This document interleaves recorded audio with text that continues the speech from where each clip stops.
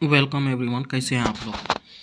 आज जो है कि दोस्तों हम लोग सीटेट का एसएसटी क्लास लेकर के फिर से हाजिर हैं आप लोगों के सामने, जो कि बहुत ही इम्पोर्टेंट होने वाली है। दोस्तों आप लोगों के एडमिट कार्ड के बारे में बता दूं कि ये आप लोगों का जो एडमिट कार्ड है वो 10 तारीख से 11 तारीख के लगभग में आप लोगों का रिलीज कर दिया जाएगा, उम्मीद है।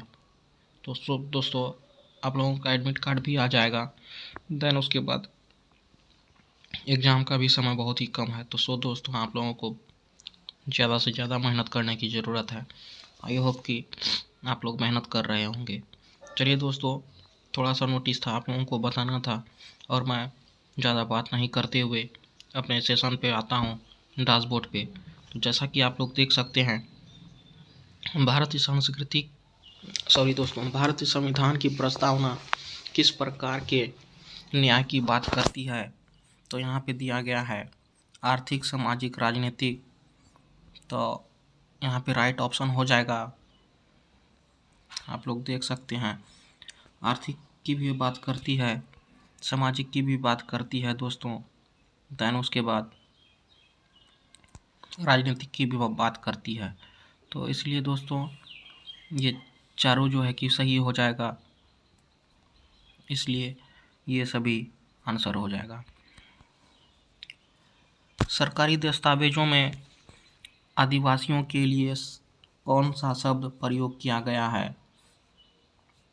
ऑप्शन दिया गया है आदिम मानव, अनुसूचित जनजाति, अनुसूचित वर्ग और अनुसूचित मानव। तो अनुसूचित जनजाति जो है कि प्रयोग किया गया है दोस्तों। इस तरह से हमारा नेक्स्ट क्वेश्चन है, निम्न में से कौन हाशिएकरण का कारण हो सकता है। लिंग भेद, राजनीतिक इच्छा शक्ति का अभाव और जागरूकता। यहाँ पे ऑप्शन दिया गया है ए और बी, और 2 नंबर में ए और सी, बी और सी, ए बी सी तीनों। तो यहाँ पे लिंग भेद और राजनीतिक इच्छा शक्ति का अभाव जो है कि हाशिएकरण का संकेत है, इसलिए हमारा ऑप्शन ए और बी हो जाएगा। भारत संविधान ने वंचित लोगों के अधिकार की रक्षा की गारंटी दी है तथा उसके हितों का ध्यान रखा है, क्योंकि भारत एक संप्रभु राज्य है, भारत एक कल्याणकारी राज्य है, भारत एक लोकतांत्रिक राज्य है, भारत एक गणराज्य है।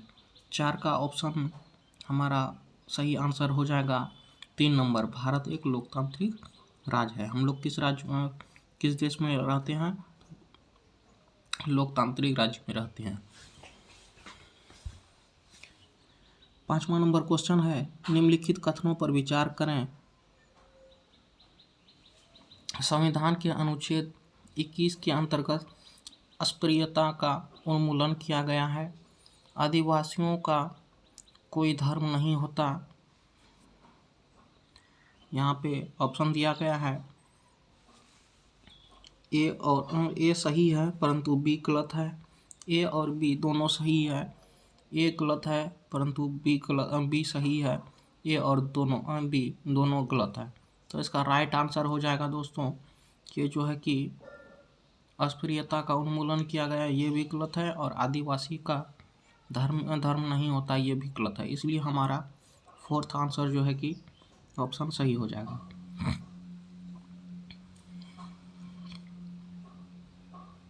6ठा नंबर क्वेश्चन है दोस्तों, निम्नलिखित कथनों पर विचार करें। चेकोट करियनजानु ने अनुसूचित जाति आंदोलन में प्रमुख योगदान दिया। वर्ष 2011 की जनगणना के अनुसार भारत की जनगणना का कुल 16.6% भाग अनुसूचित जातियों का है। देख सकते हैं कुट में आंसर है इसका।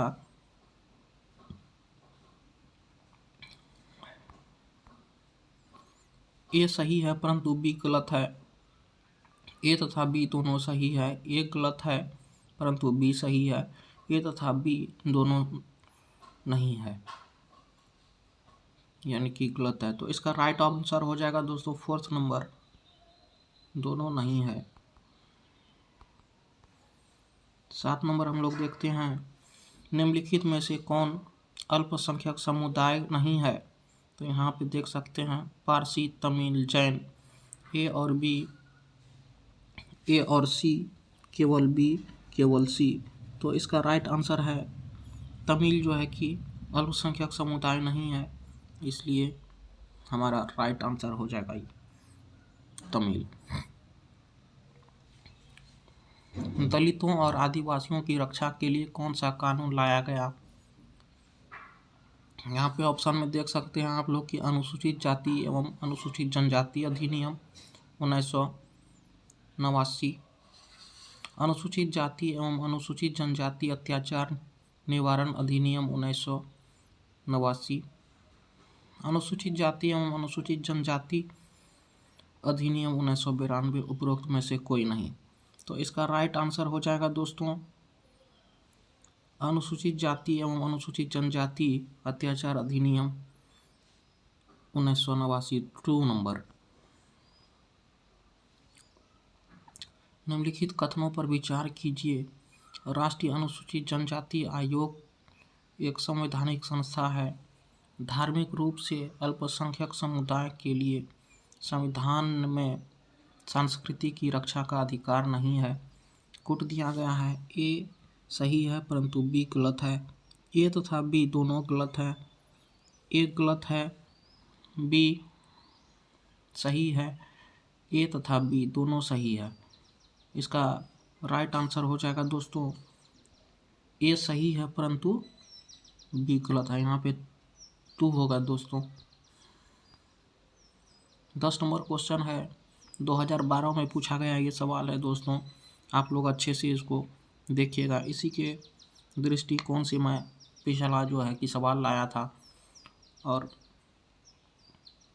सेट किया हुआ है।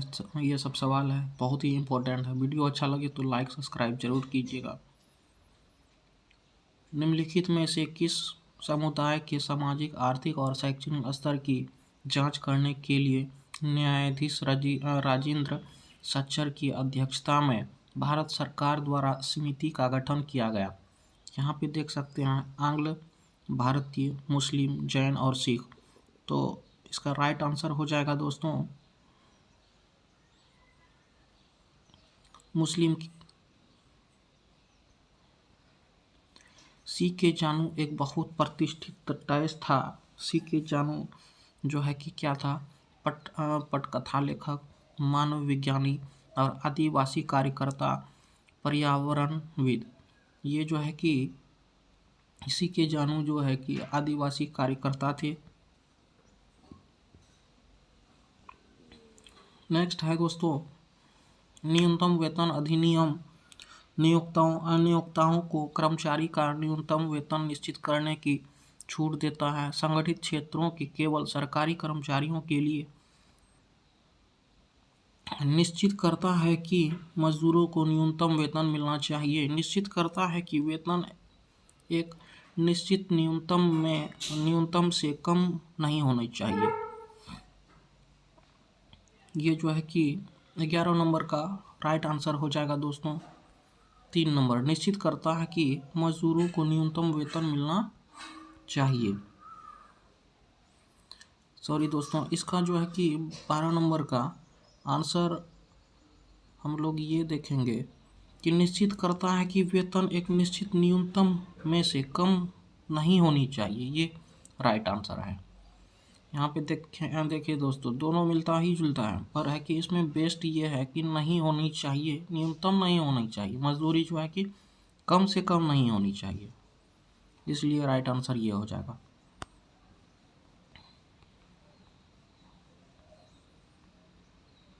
निम्नलिखित में से कौन सी न्यूनतम नीति सामाजिक न्याय को प्रोत्साहित करती है। सरकारी नौकरियों में सूचीगत दलित जाति के उम्मीदवारों को आरक्षण देना, न्यूनतम मेहनता कानून पारित करना। ए और बी दोनों ही नहीं, केवल ए और केवल बी।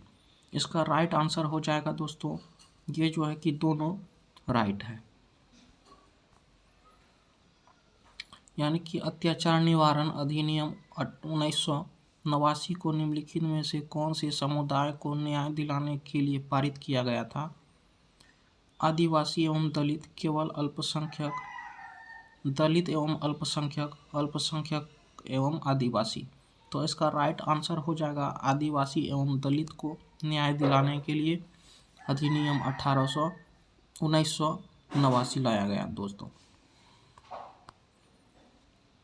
नेक्स्ट है 15 नंबर क्वेश्चन। सरकारी शिक्षक संस्थाओं और शिक्षण संस्थाओं में अध्ययन तथा सरकारी संस्थाओं में नौकरी के अवसर में सहयोग हेतु किन आधारों को अपनाया जाता है? जाति, पारिवारिक आय, लिंग और व्यक्तिगत। तो 15 नंबर क्वेश्चन हो जाएगा, इसको जाति आधारित को अपनाया जाता है दोस्तों।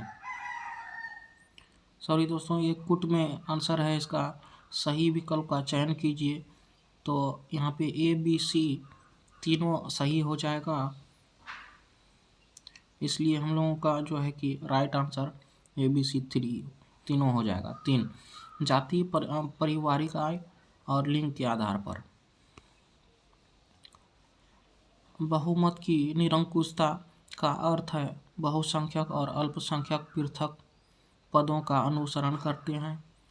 बहुसंख्यक अल्पसंख्यक को अलग कर अपने हितों में लगा रहता है।